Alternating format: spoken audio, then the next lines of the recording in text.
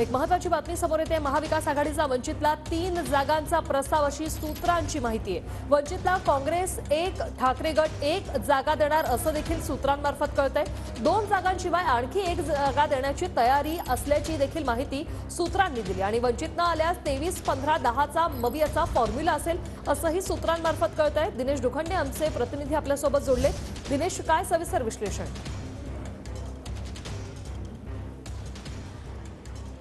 बघा, आगामी लोकसभा निवडणुकीसाठी महाविकास आघाडीचं जागा वाटप आजही अंतिम टप्प्यात आहे आणि वंचित बहुजन आघाडीला महाविकास आघाडीकडून महाराष्ट्रातल्या 48 लोकसभा मतदारसंघांपैकी 3 लोकसभा मतदारसंघ त्या वंचित बहुजन आघाडीसाठी सोडण्याचा प्रस्ताव आहे। आज शरद पवार आणि उद्धव ठाकरे यांच्या प्रमुख उपस्थितीत मुंबईत महाविकास आघाडीची बैठक पार पडली। त्या बैठकीला वंचित बहुजन आघाडीचे सर्वेसर्वा प्रकाश आंबेडकर उपस्थित होते।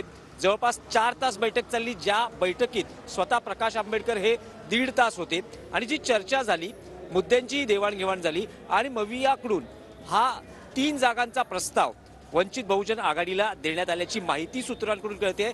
ते 3 मतदारसंघ कोणते हे वंचितने ठरवायचं आहे। वंचितकडून अजून यावर कुठलीही प्रतिक्रिया व्यक्त झालेली नाहीये। आज बाळासाहेब आंबेडकर यांना बैठकीनंतर प्रतिक्रिया विचारण्याचा प्रयत्न केला असता त्यांचं म्हणणं होतं की अजून फायनलाइज व्हायचं आहे।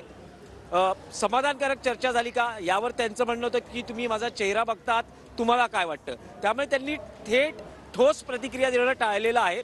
सध्या त्यांच्या पक्षातही या बाबतीत विचार सुरू आहे, पण पहिल्यापासूनच मवियाची भूमिका राहिलेली आहे की संविधान वाचवायचं असेल, मोदी शहांचा पराभव करायचा असेल तर वंचित बहुजन आघाडी आपल्याला सोबत हवी आहे, हे सातत्याने बोललं जाते। काँग्रेस आपल्या कोट्यातली 1 जागा, शिवसेना युबीटी आपल्या कोट्यातली 1 जागा, अशा 2 जागा, त्या व्यतिरिक्त आणखी 1 जागा देण्याची मवियाची तयारी आहे वंचित बहुजन आघाडीला।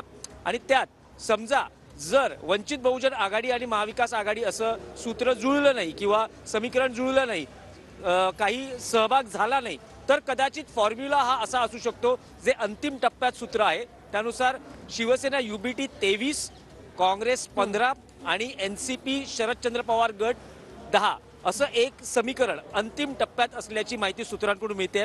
सांगलीतली जागा शिवसेना युबीटी लढणार आहे असं आता जवळपास निश्चित झालेलं आहे आणि त्या जागेसाठी शिवसेनेकडे चॉईस आहे महाराष्ट्र डबल केसरी चंद्रहार पाटील।